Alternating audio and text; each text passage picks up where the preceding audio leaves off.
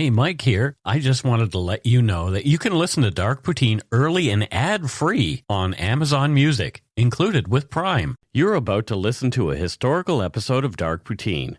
After episode 149, you will find Scott is no longer with the show. In an effort to maintain continuity and offer listeners as many episodes as possible, we are leaving the episodes in which he co-hosted intact. Thank you.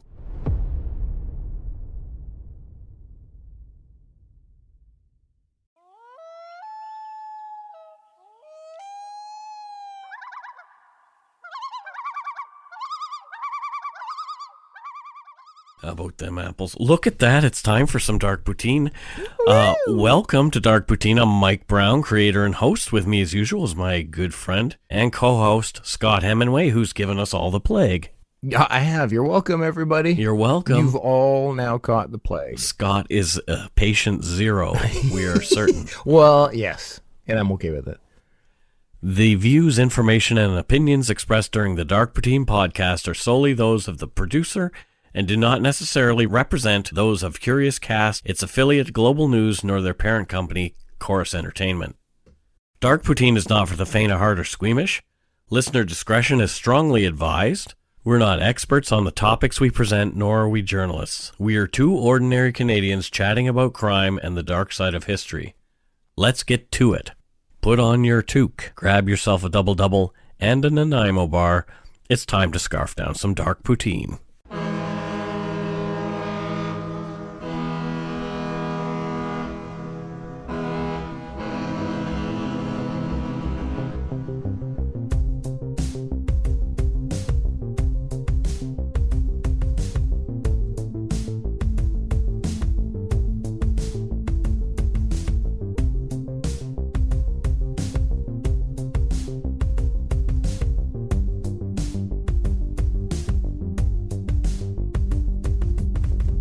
Episode 59. 59. And what better episode to have a special episode than at 59? That's the one you do it. Yeah, 59 just is meaningless. Yeah, it kind of when they least expect it. Yeah, and there's certain like numbers that really are like when you turn 43. It's like, who cares? Yeah. I guess nothing. But 42 is the answer to life, the universe, and everything. There you go. And 45, like that's like, okay, well that's a milestone, like anything in between the fives and zeros, suck. Well, frankly, we both needed a break from our last two episodes. Being immersed in the story of one of Canada's coldest serial killers, or frankly, one of the coldest serial killers to ever walk the earth, was not that fun for us. Yeah, no, not at all. That was a one terrible human being who conjures up some pretty shitty images. Yeah, I think actually he gave us the plague. Yes. Clifford Olson made us sick. Yes, new patient zero. Both emotionally and physically. Yeah. This week we're answering all the questions. What we're doing is it's going to be a show primer. Mm-hmm. So get to know about those little things that we say at the show, where we came up with those kind of things. People have been asking us. Yep. We're going to debunk some Canadian myths. Yeah. And at the end of the show, we're going to take some listener Q&A. People have been calling our new phone number. Oh, it's exciting. I can't wait to hear. And leaving. So we have like 15 voicemails. We had to cull a bunch out because this podcast would then have been 3 hours long. Yeah. And we'll explain why some didn't make the cut. Oh, okay. Number one, if it would have taken probably a lawyer and a university professor and 7 hours to properly answer your question. Oh, wow. Okay. Yeah. And they were fabulous questions. Like I could make a whole podcast on what people were asking. Yeah. Like the differences between Canadian and American justice. That's a lot of information that I'm not qualified to give. Oh, I'm sure like that's a thesis. Yeah. You're like, absolutely. Yeah. So we do appreciate everybody who took the time to call and leave a message. But time constraints. And such, Yeah. And the fact that Scott and I are not the sharpest tools in the shed. Oh, God, no. We qualify that at the beginning. Right. So for a reason. Yeah. If you don't hear yourself, we did listen to it, but had to make some edits.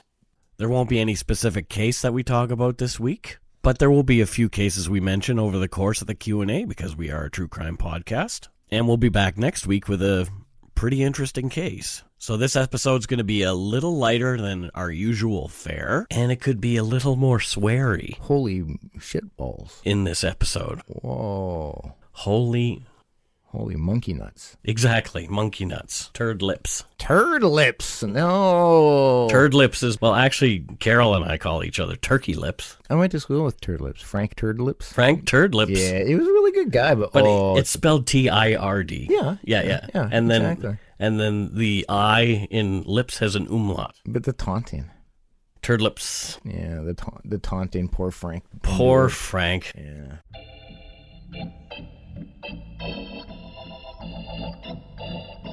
The first question that we want to answer is, why is the show called Dark Poutine? Well, Mike, I'm going to leave this one to you. So, I wanted to have a Canadian true crime podcast. There's already a podcast called Canadian True Crime out there. That's true.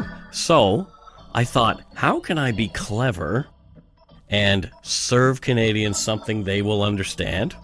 Serve, like, so you serve them up poutine, a uniquely Canadian dish. Poutine's a little heavy. It's very heavy. It's a little heavy. The gravy is like mucky and Sweet. it's messy though. Yeah. Things can be messy. True crime is pretty darn heavy and messy. Yeah. And what better way to lighten things up than with a little cheese? And that's why you're here, Scott. Yeah. Because Scott and I together are kind of like poutine, to tell you the truth. This is true. I don't know. And all the rest is just gravy, like Ian Handsome Man thing said. I know. What a moment that was Yeah. for us, eh? Yeah, he was asking us about dark poutine. And Yeah. It was pretty nice. And for those who don't know, he's a big deal in Canada. He is the CBC anchor of our national news broadcast. Yep. So Real name, Ian Hannah-Mansing. Hannah Mansing, but But everybody calls him Handsome Man thing. Handsome Man thing. And he's quite short. Yeah. I was a bit let down, but, Yeah. But he was a great guy. The next thing, right at the beginning of the show, you heard them. Where do the loons come from? Well, they come from the wilderness, number one. I was inspired by the tragically hip song Wheat Kings. And the song starts with loons, a sound well known to Canadians, and the loon is on our dollar coin called the loonie. That's right. Wheat Kings is also important to me because it's a song about true crime in Canada. It references the case of David Milgaard, a Canadian who was sentenced to life in prison for a crime he didn't commit. The rape and murder of nursing assistant Gail Miller one night in 1969 in Saskatchewan. Yep. And Milgaard was released in 92 after serving 23 years for this murder he didn't commit. And the real killer was later convicted for that crime. In the book Top 100 Canadian Singles, Gord Downey, goodness rest his soul, the lead singer from the Tragically Hip. Yeah, Canadian icon. Absolutely, I love this guy. Yes. He explained the inspiration for the song. He said, it's about David Milgaard and his faith in himself. He said, and about his mother Joyce, and her absolute faith in her son's innocence, and our big country and its faith in man's fallibility, and about Gail Miller, all those mornings ago, just lying there, all her faith bleeding out into that Saskatoon snowbank. Yeah. Gord Downey. From songfacts.com, the title is a reference to the farmers in Saskatchewan where the crime took place. They were known as Wheat Kings after developing a popular strain of wheat that fueled the area economy. And spoiler, there will be a Dark Poutine episode about David Milgaard. I hope to talk to him directly about the case. Oh, that would be incredible.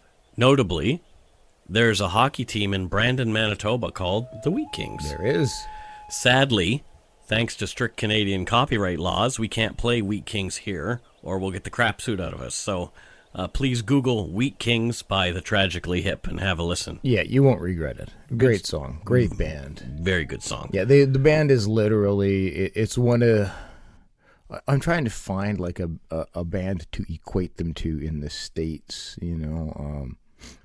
Well, they would have that same sort of USA feel as Bruce Springsteen. Yeah. Or Tom Petty. Yeah. Although Bruce Springsteen isn't as yay America as people like to think with his song, Born in the USA. But it was a song about the farmers and saying like, why am I being treated like this? I'm born in the USA. But so it's just an interesting. Well, it's an interesting fact, but yeah, I think that's a good comparison to Bruce Springsteen. Like that kind of iconic sums up a country. Yeah. Yeah. Where do the horns come from before the opening music?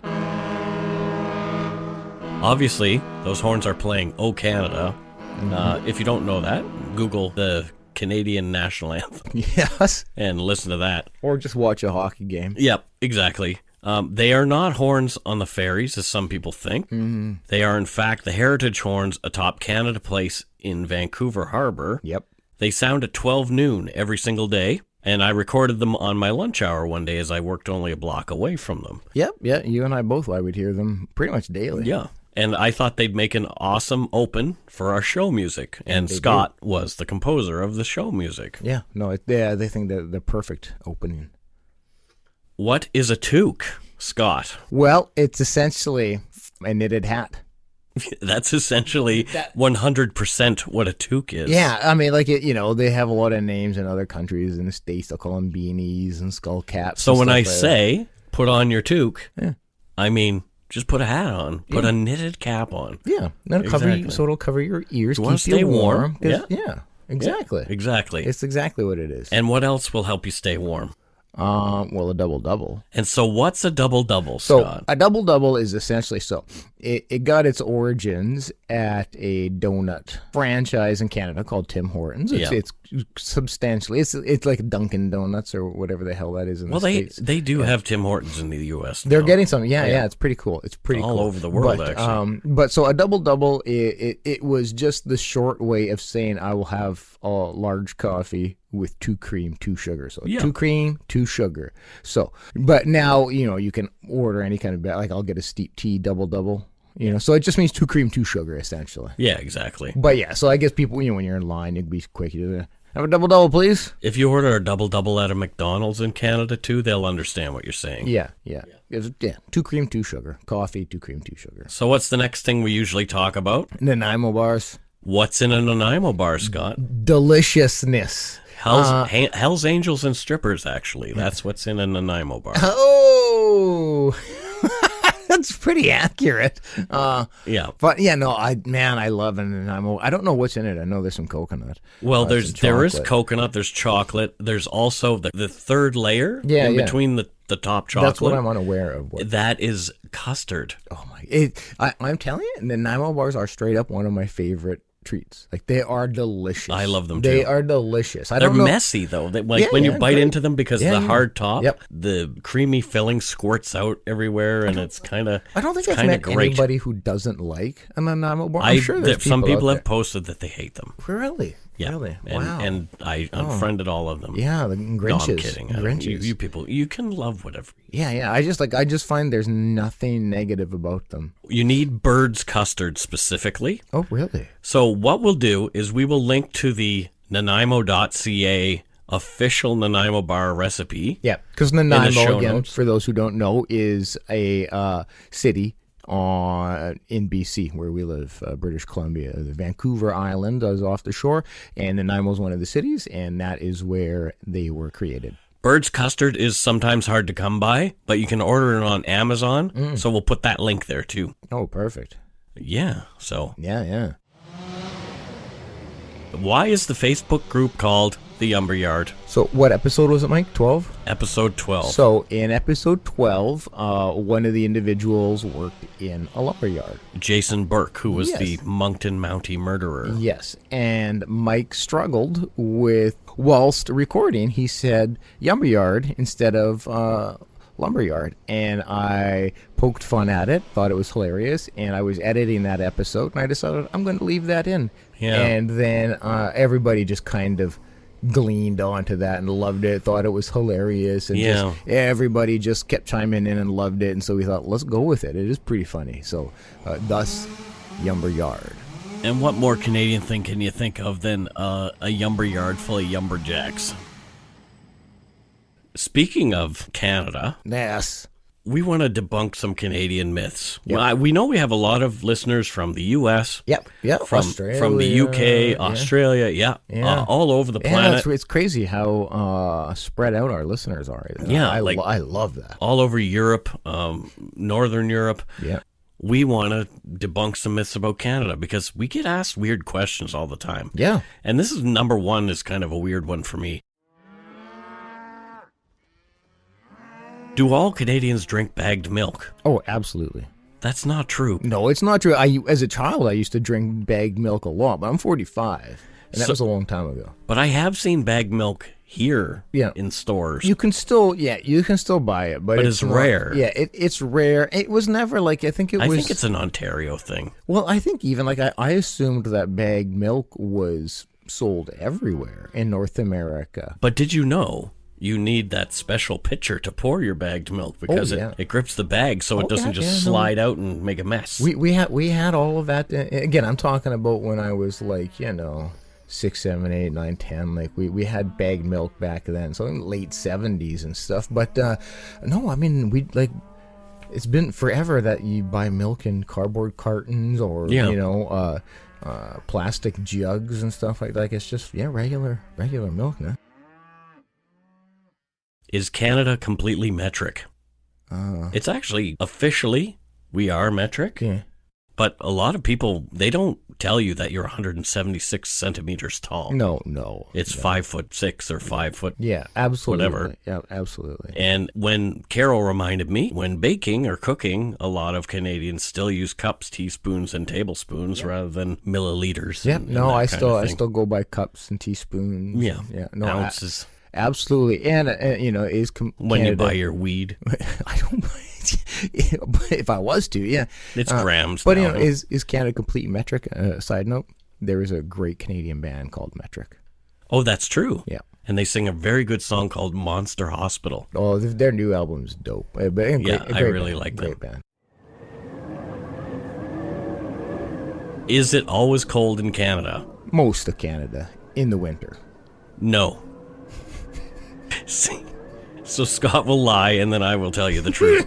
It is actually not always cold in Canada. In fact, where we are in British Columbia is warmer than where most of you are right now. I was in Atlanta the other weekend. It was colder in Atlanta than it was in the Lower Mainland, Vancouver. Just being in Atlanta and talking to people, because I got a lot of like, oh, it must be... You must freezing be, like, where you are. And it's just like, no. Try to explain. Well, no. And they're like, everybody's always seems confused. And the best way I try to break it down to people is I say, think about Seattle. We're 3 hours from Seattle. Yep. We share the exact same climate as Seattle. Do you think of Seattle as buried in snow? And like, no. We haven't had a single bit of snow this year. They're saying maybe on Sunday we'll get some snow, but we haven't. We on average, we might get a week of snow. Not a week of constant snowing, but it'll snow a day and then stick around for a week here. A lot of other parts of Canada, though, once you start moving past BC, in the wintertime, yes, it's cold. Yeah. But it's not all. In the summer, in Toronto, you're looking at like plus 40 in Montreal. So then these next couple of questions. Do you live in igloos? Also, yes. No. I would love to, though. Igloos are actually a temporary shelter, are they not? I do believe. I'm not an Inuk person, so I don't know the correct answer to that. My belief was always, yes, it's temporary for when you're out fishing. Yep. You're out doing something for a while, and instead of having a tent and stuff, you just... There's some really great video of an Inuit man, I think it's very old, on the National Film Board of Canada site, making his own igloo, just all by himself, and cutting out, I've seen that. It's so great. It's pretty fascinating to watch somebody build an entire shelter just out of snow. Yeah, it's really great. It's really great. And I've been in some. I have not. It's surprisingly... Where were you in an igloo? Oh, it was like I'm trying to remember, like a demonstration. And yeah, it was surprisingly warm and comfy and very quiet because it's so dampered. Oh, yeah, for sure. Yeah. That's what I love about the snow is the quiet, yes. actually. Do Canadians hate guns? I do. I would have to say not many actually hate them. Yeah. Yeah. And that, well, I wouldn't say I used to be a member of a gun club. I used to enjoy shooting. I had great aim. I enjoy guns. But there is a huge difference between the view of firearms in Canada and the view of firearms in the United States and whatnot. We treat them, I think, more like Sweden and whatnot, where you have to have every gun you have registered. There's requirements in order to be able to utilize them. It's like it's treated. There's a background check before you can get your PAL, which is your firearms acquisition license. So. Yes, so people have guns. There's a lot of people who have firearms and stuff out here. They're all over the place, but it's not something that it's just not something we talk about. Like, I can't tell you. Back in Nova Scotia, it's more of a conversation, but that's because people hunt. But exactly. Mm-hmm. It's exactly. It was So I don't have to talk to somebody wondering, like, I wonder if they're armed right now. No. Like, that's just so it doesn't really enter your thought because you're not thinking about, like, oh, is that dude armed or is that dude armed? Do we like hockey? I do. Yes. That's the answer to that question. Yeah. Yes. Yes. Yeah.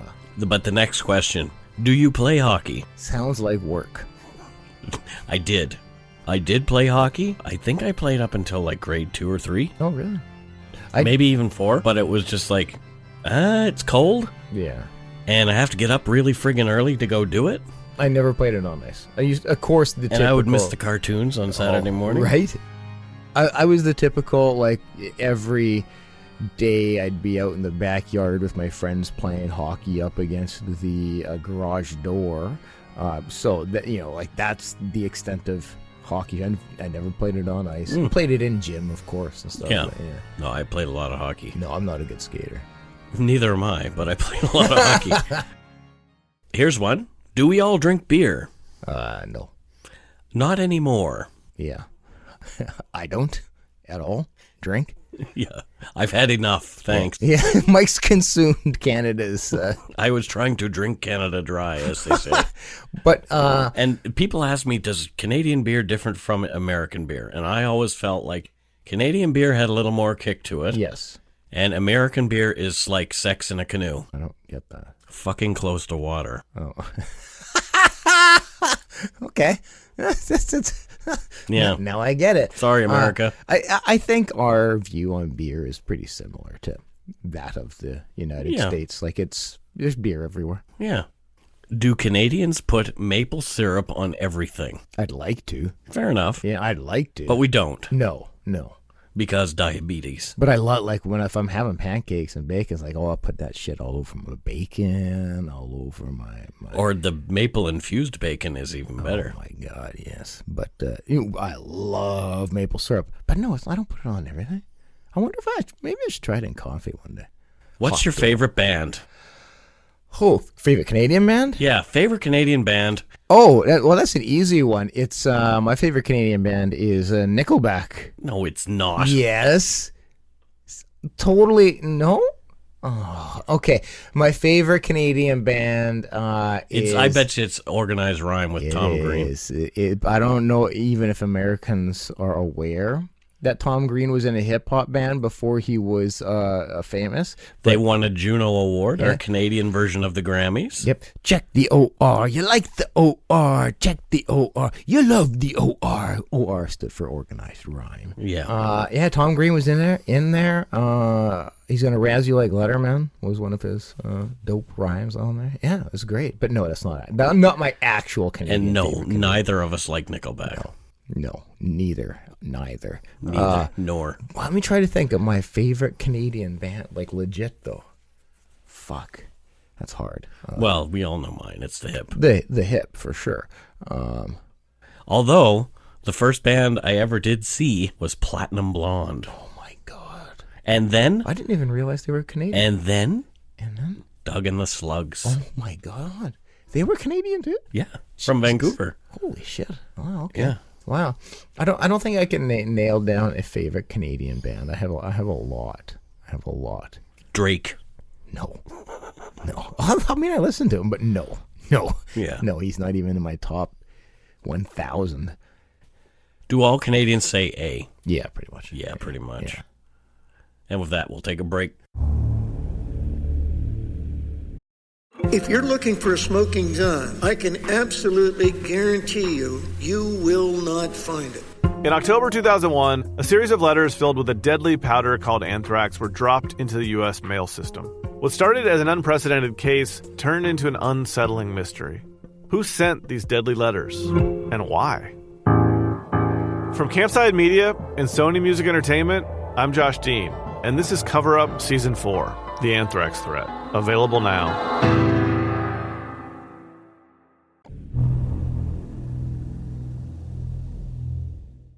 All right, we're back, and will be the Q&A portion, so finally we get to hear from you folks. So I'm kind of looking forward to this. It's going to be a bit of a blast. And Q&As, that's for questions and answers. It's not queefs and asses or anything. Whoa. What? So Scott and I put the word out. We did. So it was either you wrote in or you sent us messages via our phone number, whatever. So here's the first one, and this is Hannah from Louisiana. No, that rhyme. Hi, fellas. This is Hannah from Louisiana. And I started listening to you guys after My Favorite Murder gave a shout out, and I've just been totally into it ever since. Big fan. So this is a kind of a silly question, but are you guys French speaking, or is that just a myth that everyone in Canada speaks French? Kind of like down here in South Louisiana, everyone speaks Cajun French. I don't, but I thought maybe you guys did. And I just want to say thanks for the show. And you're the only podcast that I don't fast forward through the Patreon thank yous, because I find them like charming and informative. Anyway, thanks for the show. Bye, guys. Oh, that's so awesome. Well, thank you, Hannah. Yeah. We are forced to take French in school. Scott, do you speak French? Oh no.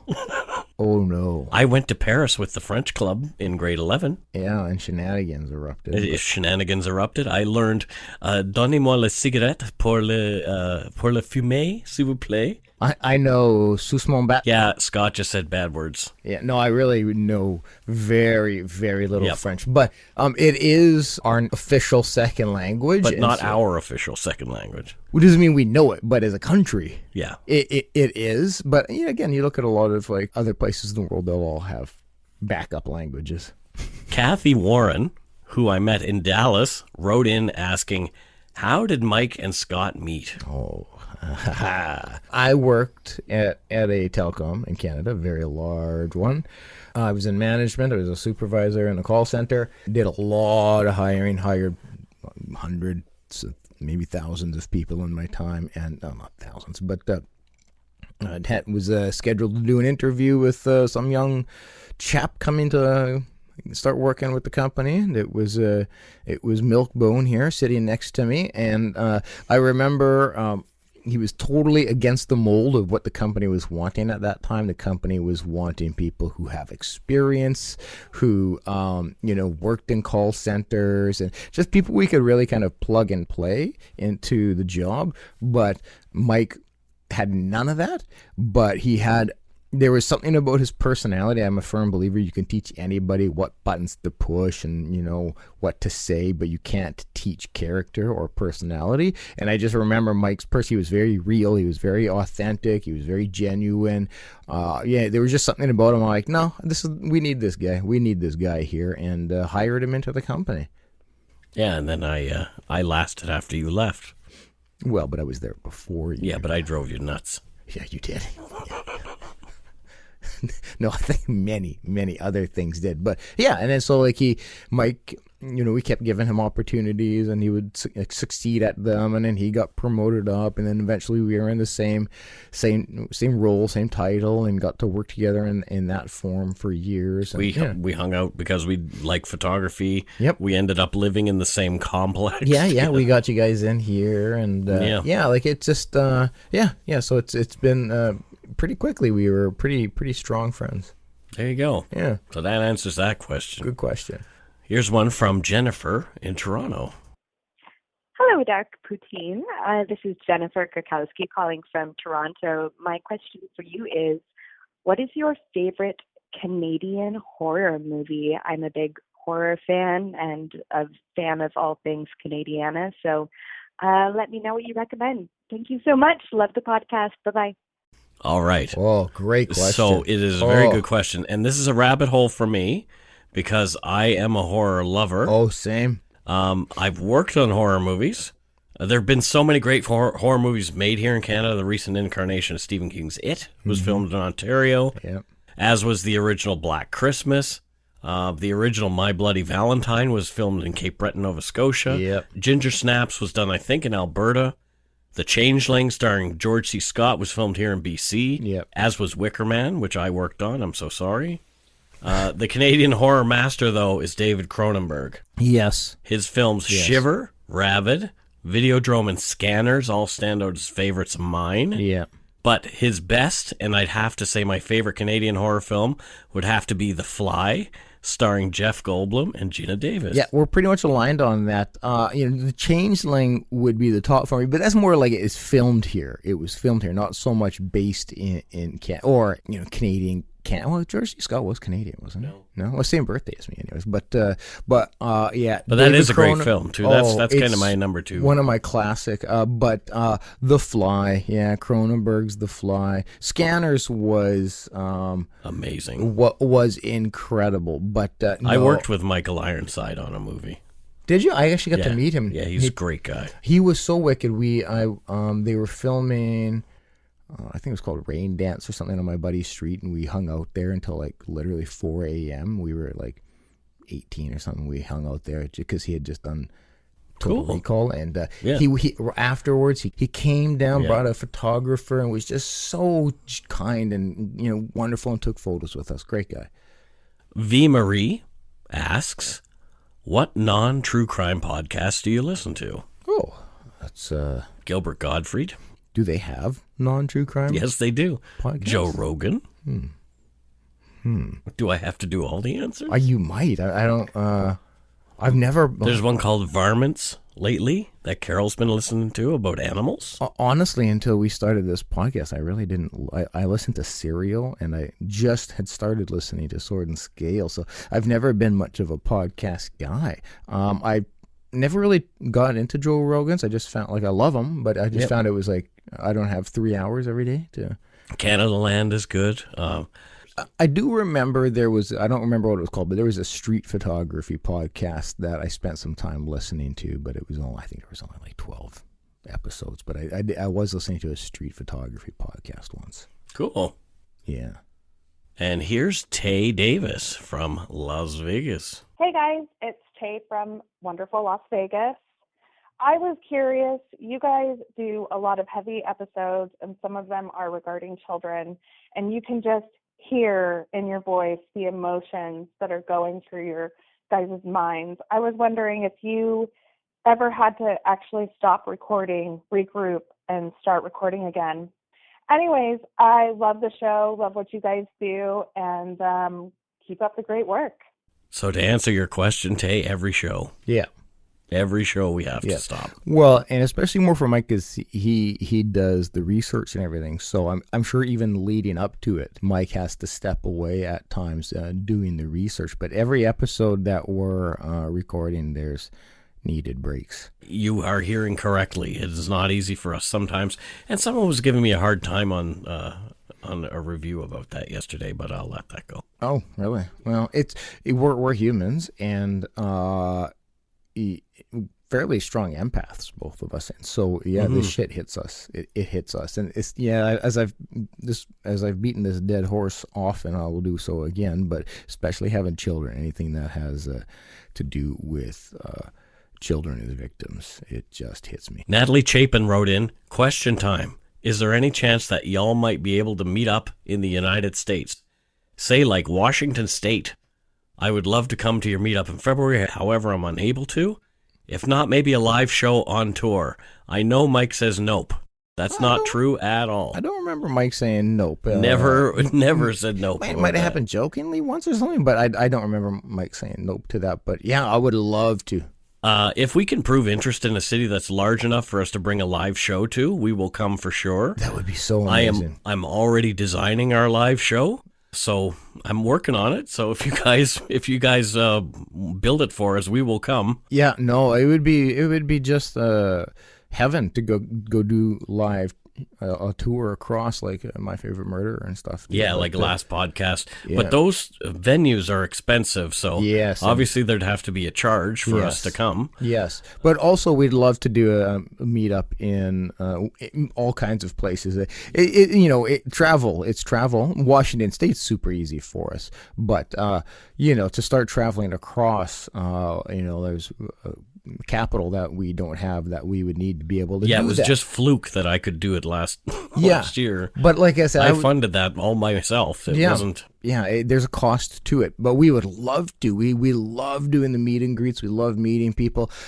When I was so contemplating trying to put one together when I went to Atlanta, but I was in there so quickly. Like I barely even had time to sleep before I flew home, so I couldn't do it. But which, by the way, again, I don't know if I've said it, I loved Atlanta. Such amazing people. Yeah. So I just really, really loved it there. But we'd love to. We can try to definitely plan something for Washington State, because that's just But we're looking into how to make it happen. Yeah, because again, that would just be so much fun. I think we would both thrive off of a live show. Amanda Watson DeRamsey wants to know what our favorite Trailer Park Boys episode was. Yeah, so we were talking about this beforehand. So right off the bat, the one that jumps out to me is Sam Squanch. Yeah, I like the Green Bastard. Yeah. You green bastard. Is that the wrestling one? Yeah. Yeah, okay. That was and the Conky episodes. Yeah, the first Conky episode is like just so, it's right up there. I haven't watched all seasons of Trailer Park Boys, but my old dog, his name was Ricky, based off of Ricky from Trailer Park Boys. There you go. But Sam Squanch in the first Conky. There you go. Next up is Cassie by way of Kamloops. But she lives somewhere else now. Oh, okay. Well, let's listen. Hi, guys. My name is Cassie. I'm originally from Kamloops, BC, and now I live in southern Illinois. Hey, my question for you is, if you could go back in time and prevent one of the crimes that you've covered from happening, which one would it be and why? Thanks, guys. You're doing a great job. I really appreciate the podcast. Bye now. Woo. Whoa. Ooh, Cassie. I don't know how to answer. Thanks for, Ever since I wrote the script, I was like thinking, how are we going to answer this one? Holy shit. But because is all of them? Can we? No, just one. Damn it. Oh my God. I kind of know the one that I would do. Right off the top of my head, and not only because it's a very recent one, but because it's one that's like been a part of our lives for a long time growing up here, would be Michael Donaghy. That's one that I would like to go and try to prevent. Again, just because it's had such a strong presence on those of us living on the West Coast. And always been there, always been looming. And so that's one that I would love to go back and change, but it's hard. That's a really tough one to answer because, man, I'd like to hit Clifford Olson with a truck. Oh, fuck yes. But I don't believe in capital punishment. No, neither do I. But just to steer them in a different direction. It's okay to still have emotions. I agree with you. I don't believe in capital punishment, but believe me, somebody hurts my family, I will do everything I can to kill them. Well, it's a natural of response. That's why the expression, you don't let victims make laws. So. Yeah. So we had a write-in question from Solange this morning. Ooh. And she was super happy when I said that I would add this because it was actually a lighter one. Mm-hmm. What's your favorite animal? She says, mine's giraffes. I'm literally obsessed. I love that. Yeah, I love that. Carol is interested in sharks. I know she loves sharks. Oh, okay. She likes all kinds of animals like goats and everything. Yeah. But personally, I would like to learn a lot more about gorillas. Oh, really? Yeah, like mountain gorillas. Because I went to the Calgary Zoo one time. Yes. And I saw the gorillas there. Like it's this gorilla is 2 feet away from you and you're making eye contact with it. And I thought, yeah, we should not have those things in cages. Yeah, well, we used to have them in the Vancouver one as well. But my favorite animal is squirrels. Straight up squirrels. They're just... You are kind of like a squirrel. Yeah, they're just the most adorable thing. Like a squirrel could eat my dad, which would be terrible, but you'd be like, God, how dare you? You ate my... Oh, you're just so cute. And they can climb walls and shit like that. They can get away with anything, and they're just bloody adorable. Megan Beasley asks, what's your favorite thing about Canada? Woo. The outside. That I'm in it? No. I think the outdoors. Yeah. Well, that's really, man. That's heavy. Man. That is a really tough one to answer because it's I think I'm struggling with that. I think I love that we are thought of as nice.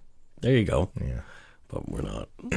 Well, I mean, like it's yeah, that's a tough one to answer. Here's our next question. Hi, Mike and Scott. This is Arwen calling from St. Petersburg, Florida. And I was curious, you mentioned that there were some stories you couldn't cover due to publication bans. And I'm not familiar with that. Can you tell us a little bit more about what publication bans are and why you can't cover those stories? Thank you so much. Keep up the great work. That's a great question. Are publication bans not a universal? No. Are there no publication Especially bans not in the in States? Florida. Florida has what's called the Sunshine Law. Yeah. And the Sunshine Law is set up so you can get access to pretty much anything that's within the court system.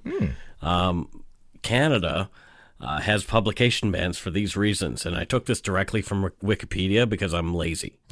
A publication ban is a court order which prohibits the public or media from disseminating certain details of an otherwise public judicial proceeding. In Canada, publication bans are most commonly issued when the safety or reputation of a victim or witness may be hindered by having their identity openly broadcast in the press. They are also commonly issued when the crime involves minors or is sexual in nature.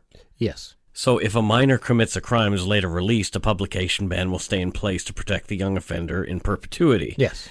I know of a few cases like this. We've talked about them here, but I can't get into specifics because the publication bans are still in place. Yes. It's illegal for us to talk about them. Well, and often they do get lifted. Paul Bernardo's case, there was heavy publication bans on that at the beginning. But that was due to him having, they wanted to ensure he had a fair trial and couldn't come back on correct, them. but nonetheless, it was lifted once the trial what had been concluded. But yeah, I beg to differ. There are still things about that trial that you will never know. Oh, really? See or hear. But at the time, you couldn't. Nobody even knew what was going on. Yep. Like it was a very heavy, a lot of speculation as to what was going on. Other cases like sexual assault where the victims are not named in Canada unless they want to be.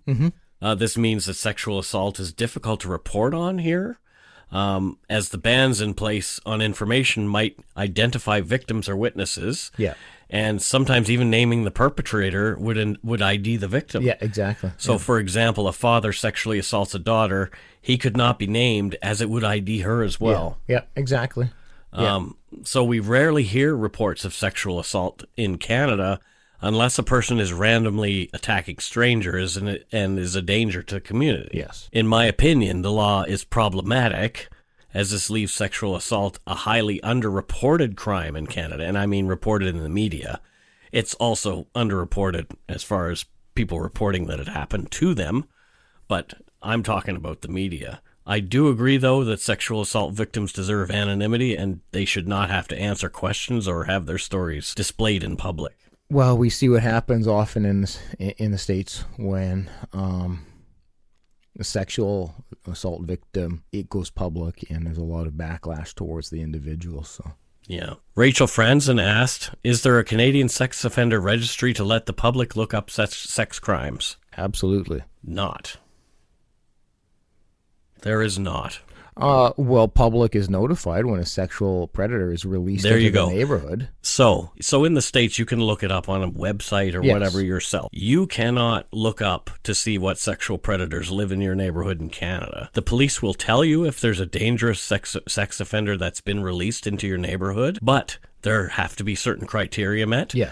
And I would say 9 times out of 10, we don't get told anything. Yeah.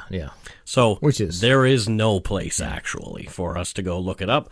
The cops know, but we don't. Yeah, that's quite frustrating. It is problematic again. Yes. Erica Booth, one of our longest local listeners, also a mod in the Umber Yard, and she's helped the show in other various ways, like setting up our meet and greet that's coming up. She asks, what's your favorite Timbit flavor? Apple fritter. I like just the chocolate glazed.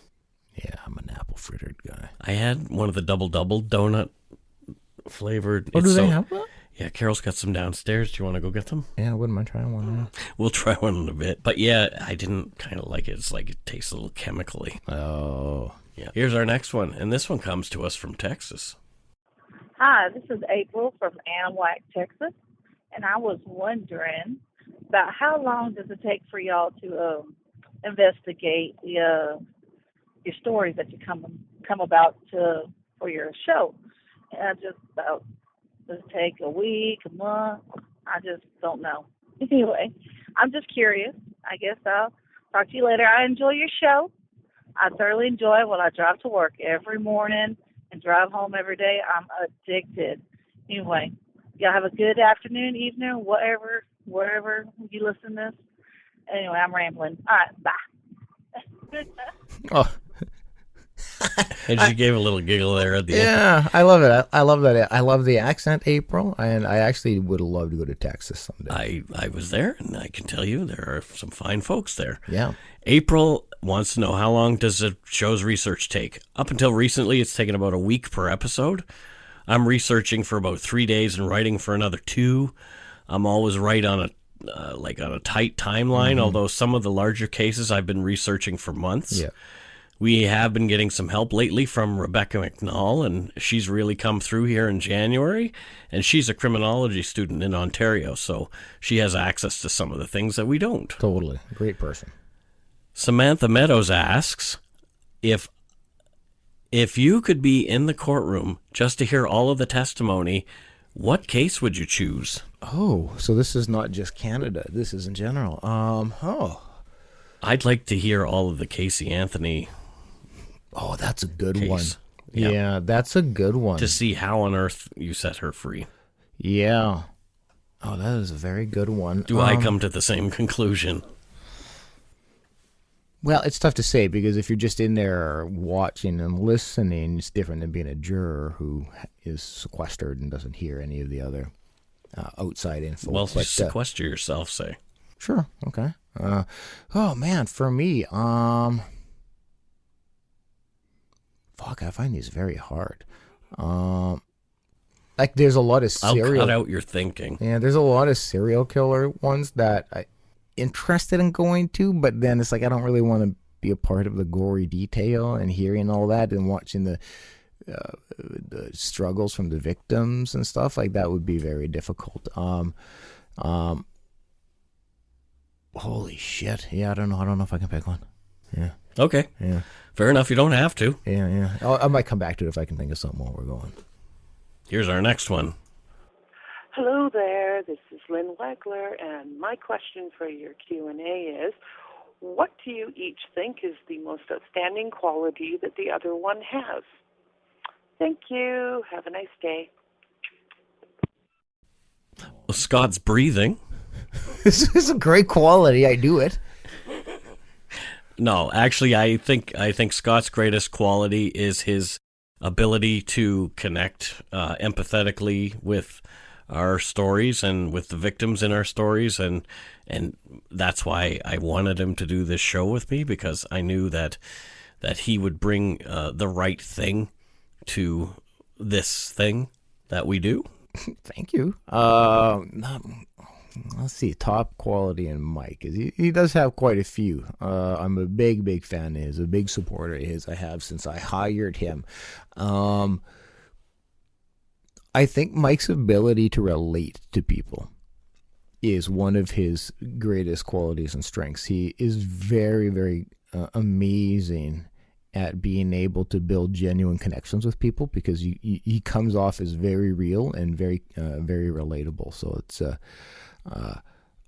huge, amazing talent and skill of his. It's called mirroring. I'm a sociopath. Oh, well, it's working. Keep it up. No, I'm not.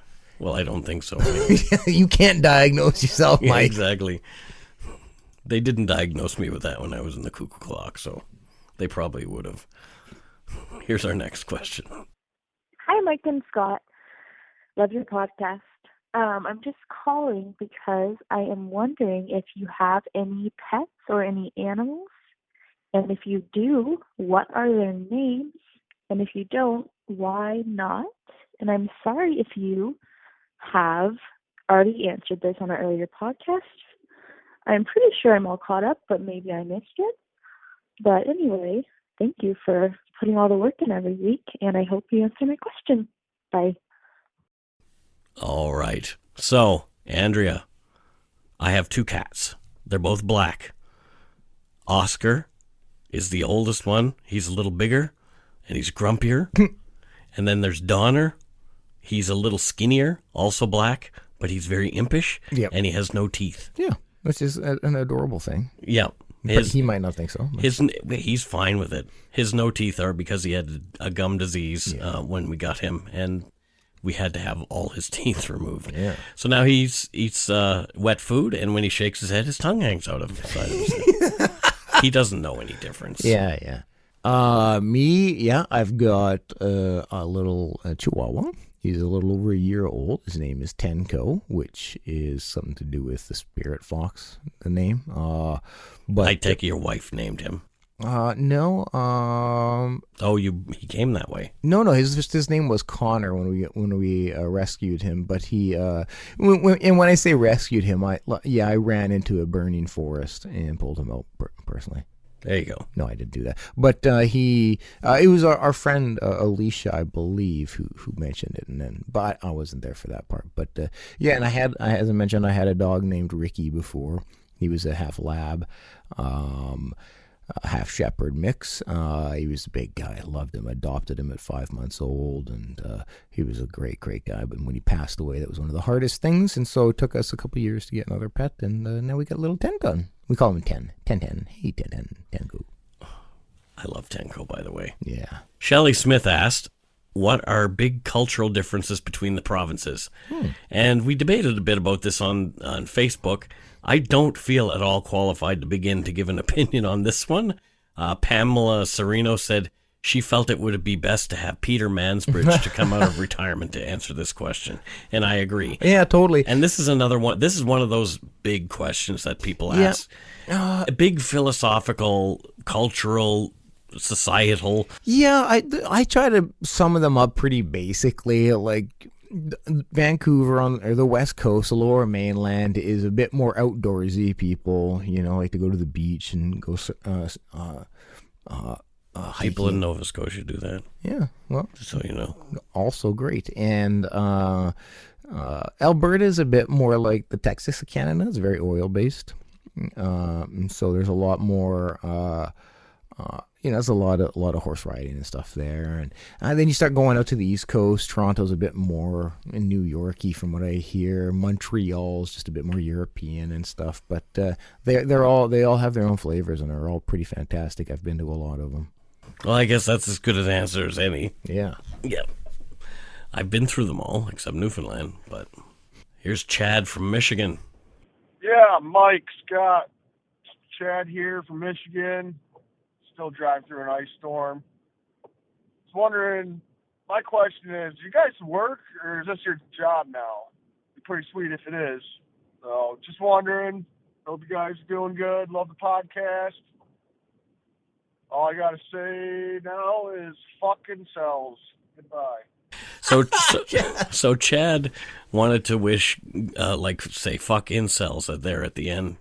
Yeah, which, good on, yeah. I agree with Chad. Fuck them. This question is a little complicated. I took a buyout package from my job at the telecom last April to pursue this full time. Yep. And I've been working 60 to 70 hours a week, but I've personally funded the entire project on my own for quite some time early on. Yep. But now the show is slowly becoming self-supporting, and that's thanks to ad revenue and the support from our listeners on Patreon and PayPal.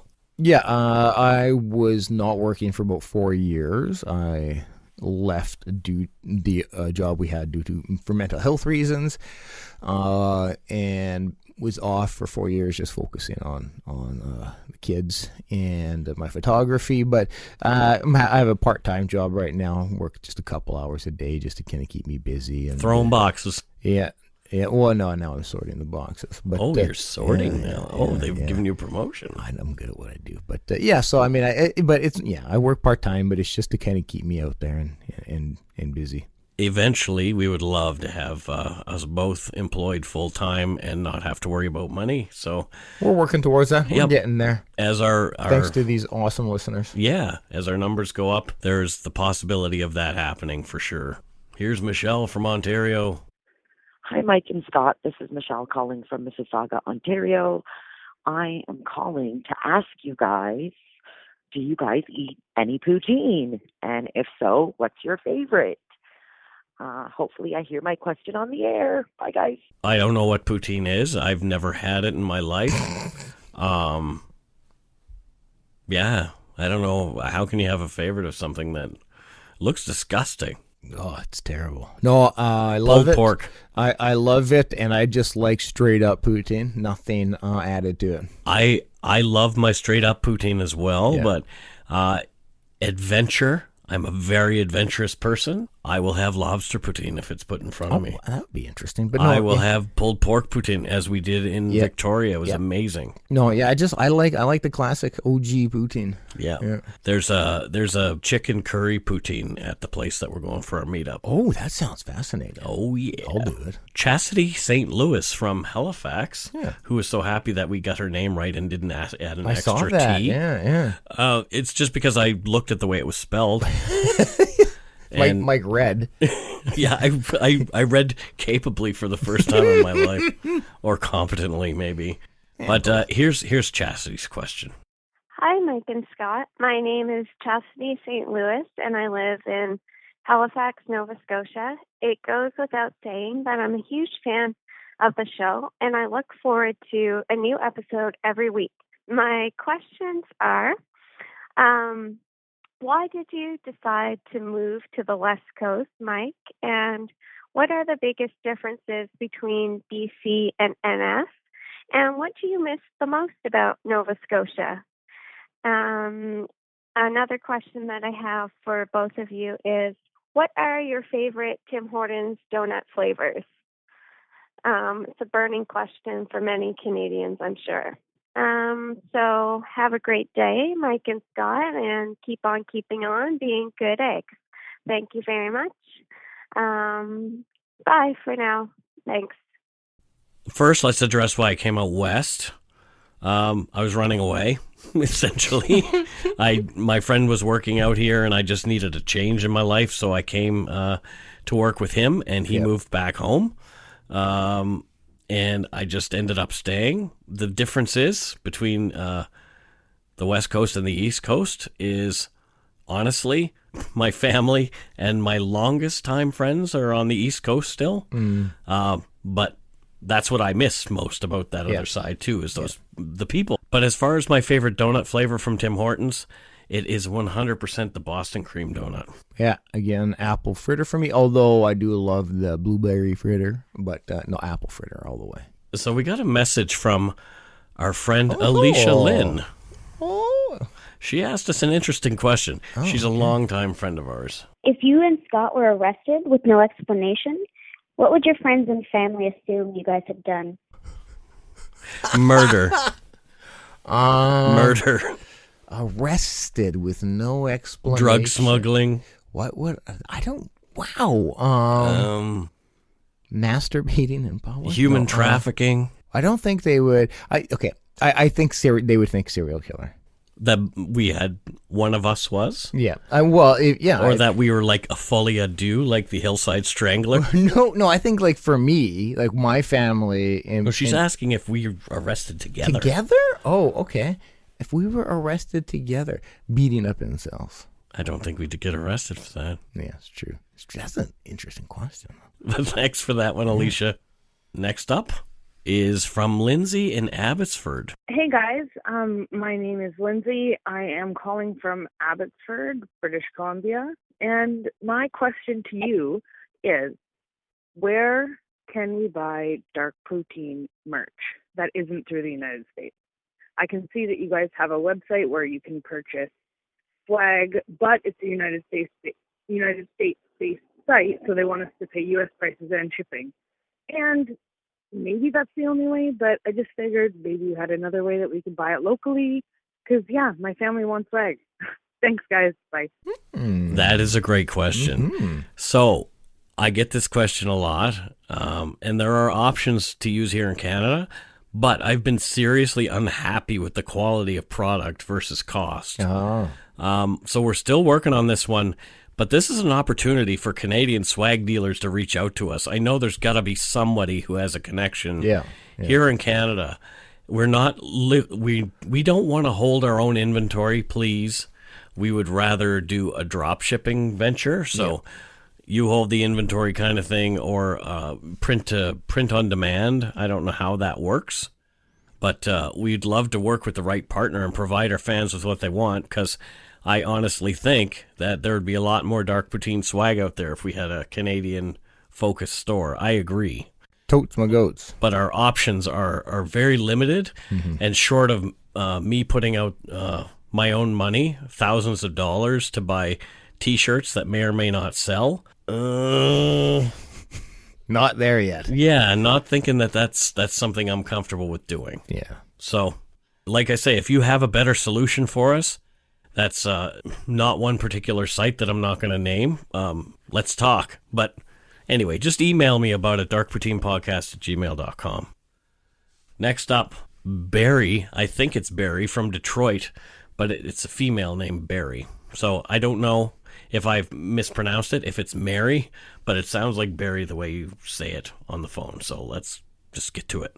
Hi, Mike. Hi, Scott. My name is Barry. I'm calling from Detroit, Michigan. I heard you guys, or about you guys, through My Favorite Murder.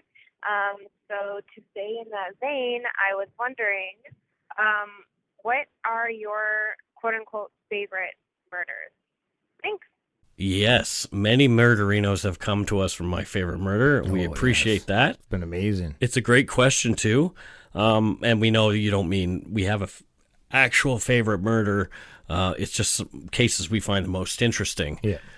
For me, it would be the murder of Julie Pascal, who was the hockey mom who got murdered across the street from us here.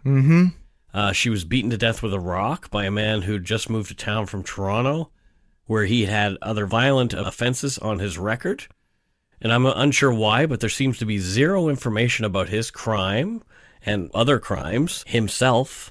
Joseph Gopal, he was caught months later, sentenced to 12 years in prison for killing Julie, but there's no information anywhere about it.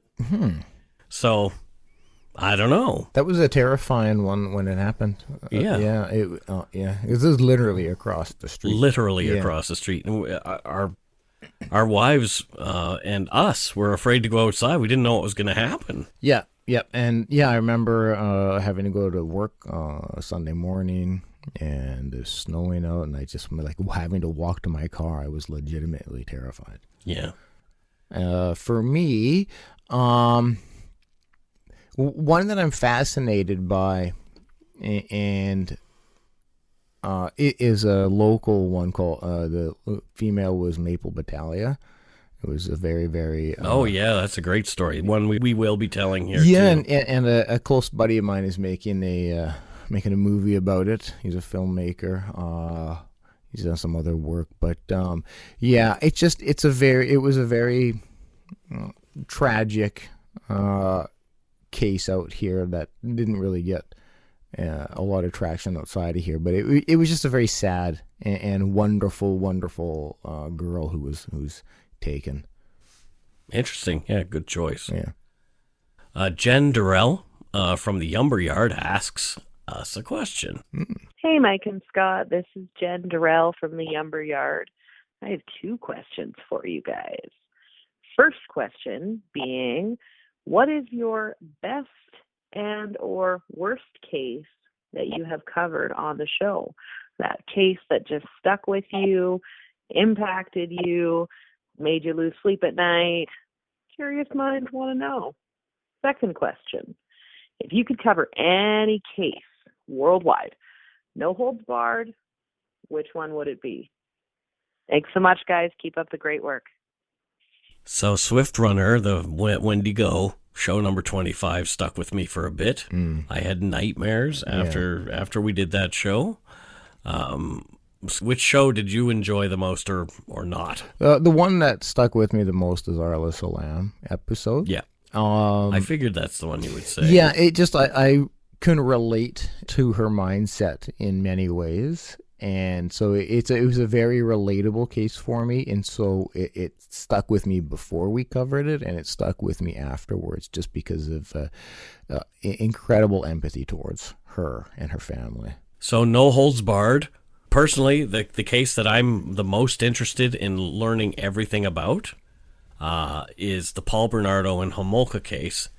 I would like it if I was in a position where, okay, these two people have to talk to you. Mm-hmm. And I would love to ask them questions. And they would have to tell me the truth with some sort of weird truth serum or something like that. I would love to talk to Paul Bernardo about what the fuck. Good one, yeah. And I would love to talk to Carla Homolka about what the fuck. Yeah. Like now. Yeah. Like how do you even function? Yeah. Breathe in and out. Pretend to be somebody else online in knitting websites. Yes. Are you serious? Yes. Ugh, anyway. For me, it would be the John Benet Ramsey case. Interesting. Yep. I've always been fascinated by it. What happened? I do not believe it was the parents. Or the brother? Or the brother. No, me neither. I talked about John Douglas constantly, but he was brought in to interview and create a profile, and he absolutely believes it's not them, and so do I. But there's been just so much misinformation and conjecture and confusion surrounding it that I would love to just be able to weed through all that and get to what the actual facts are. So there. Good answer. Yeah. So that's it for this week's show. So a little different. You got your Q&A. You did. Finally, we did our Q&A episode. Yeah. We did a little bit of debunking. But of course, before we go, we've got to talk about our most recent Patreon. That's patrons. right. So this week's good eggs are Kimberly Van Pool from Juneau, Alaska. Oh, Juneau, Alaska. Sweet. Prudence Dwyer from Clayfield in Australia, Queensland. Well, thanks, Prudence. Thanks for your support. Lisa von Hofsten. Mm-hmm. She's from elsewhere. I thought she was from Switzerland. She is not. Chocolatier? Yeah, she is not. Okay, what is she? She is from Sweden. There's an S involved. Oh. Yeah, you were close with the S, but no. Okay. Yeah. What does she do? Hairstylist. Excellent. Yeah. There's Monica Holsinger. Hey, Monica. And she's from Bremerton, Washington. Oh, close. Melanie Thome, or Thome. Oh. Interesting. And she's from Coon Rapids, Minnesota. Oh, interesting. Claire Swara. Hey, Claire? Where's Claire from? I swore I knew she was from Pittsburgh. I thought it was Outer Sclavobia. Not Inner Sclavobia? Yeah, just east of Upper Sclavobia. Okay, no, maybe you're right. Maybe I was wrong. There you go. Dana Adzich. Oh, yes. I had this itch in my arm. Yeah, well, oddly, she works in advertising. Oh, interesting. Yeah, for the Zitchfield Company. What? Yeah, I know. Who knew? I did. Amy Shamrow. Yeah, Amy. Thanks, Amy. Hey, Amy, thank you. But where's Amy from? Surrey, BC. Yeah, she lives next door. Oh, that was her. Yeah, that was her. Yeah. Oh, okay. Yeah. Yep. Sorry about your cat. Yep. Sorry. Yeah, we both are. Laura Lee Landolph. Hey, Laura. We don't know where she's from either. Triple L. Laura Lee Landolph. Yeah. Maybe she plays World of Warcraft because that's the sound the Murlocs make. La la la la. That's actually exactly, and she's from there. She's from Azermist. Yes. The Azermist Isle. Born and raised. Interesting. Yeah. It's great how technology has impacted all of our lives. Hannah Evans from Tring in England. Oh, that's a neat name. Hey, Hannah. Jenica Majors, and that's an interesting, or it may be Moggers, but I think it's Majors. Let's go with Majors. From Killeen, Texas. Hey, Killeen, Texas, John. Kathleen Barry, and she is from Levittown, Pennsylvania. Oh, Levittown. Okay. Hey, Kathy. Thank you. Danielle McCammett. Oh, she taught me how to pronounce that last name with an email, so I thank you very much, Danielle. Mount Vernon. Great She's place. from Mount Vernon, Ohio. Yeah. And then there's Jenny. Yep. From the block. The block. Damn it, you beat me to it by seconds. Yeah. Had to do it. Yeah. And some people may have heard her music. Yeah. Yeah. So, yes, thank you. Thank you, Miss Lopez, for being a Patreon. Much appreciated. Yeah. It's not really her. Oh. Nia Bowen, and she's from Mether Tydfil in Wales. Oh, interesting. Mether Tydfil. That's a complex name. And if I did mispronounce that, it's because I'm not Welsh. It sounds like a chemical. It does. Yeah. Interesting. Yeah. If you smell it, you go out cold. And here's somebody who said, oh, you're definitely going to mispronounce my name. I might not. What? Lisa Macronicholas. Whoa. That came out pretty fluid. I know, because I was practicing, because I didn't want to.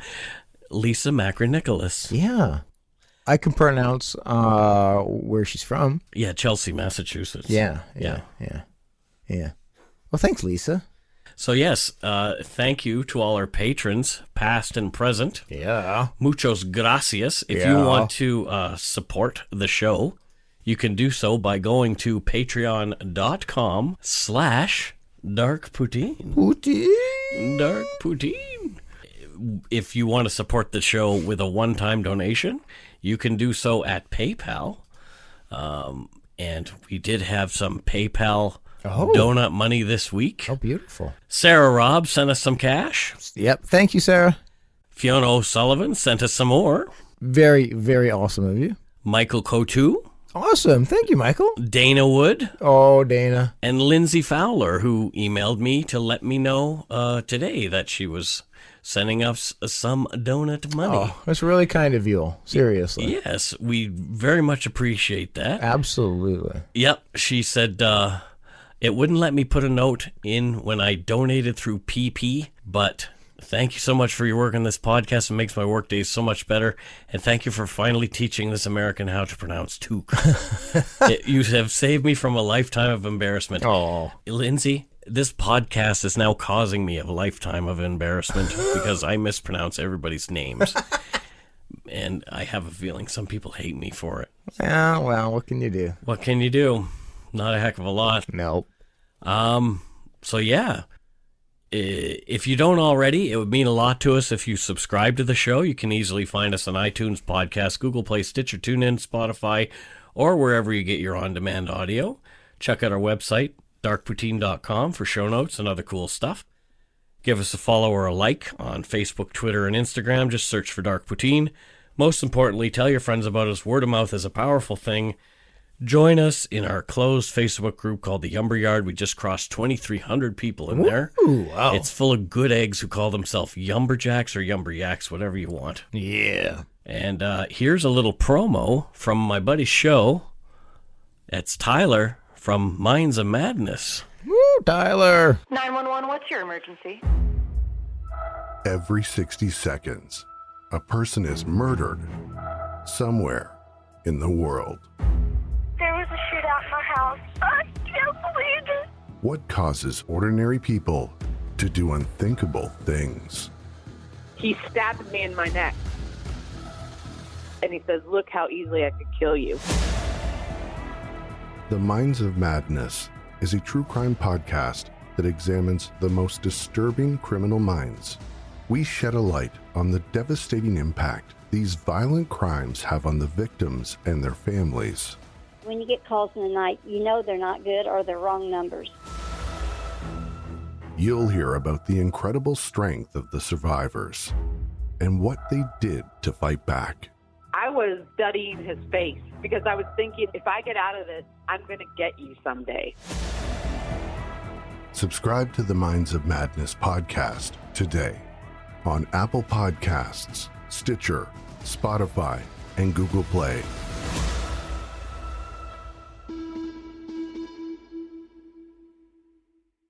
Thanks, buddy, for that. Until next week, don't forget to be a good egg and not a bad apple.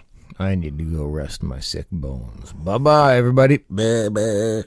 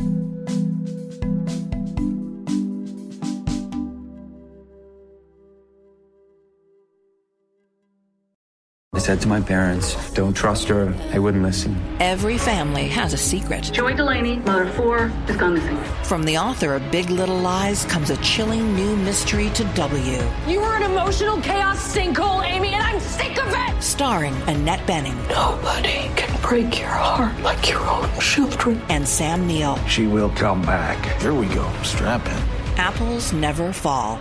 All new Thursdays, only on W. Stream on Stack TV.